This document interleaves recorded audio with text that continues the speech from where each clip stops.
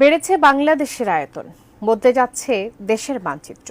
শ্রীলঙ্কার চেয়েও বড় ভূখণ্ড পেতে যাচ্ছে এই পুণ্যভূমি। ফলে অতিরিক্ত জনসংখ্যা তখন অভিশাপ নয়, বরং আশীর্বাদে পরিণত হবে। থাকবে না খাদ্যাভাবও। কিন্তু সেটা কিভাবে, জানাচ্ছেন এসআই রাজ। ভূমি বাংলাদেশের অন্যতম গুরুত্বপূর্ণ সম্পদ, যা দেশের উন্নয়ন ও জনগণের জীবনমানের ওপর সরাসরি প্রভাব ফেলছে। তাই বিপুল জনসংখ্যার চাহিদা মেটাতে ভূমির সদ্ব্যবহার ও নতুন ভূমি সৃষ্টির উদ্যোগ অত্যন্ত জরুরি বলে মত দিচ্ছেন ভূবিশ্লেষকরা। এদিকে দিন দিন বৃদ্ধি পাচ্ছে বাংলাদেশের আয়তন, কারণ পদ্মা, মেঘনা ও বদ্বীপ অঞ্চলে বিগত বছরগুলোতে প্রায় 50টিরও বেশি দ্বীপ জেগে উঠেছে।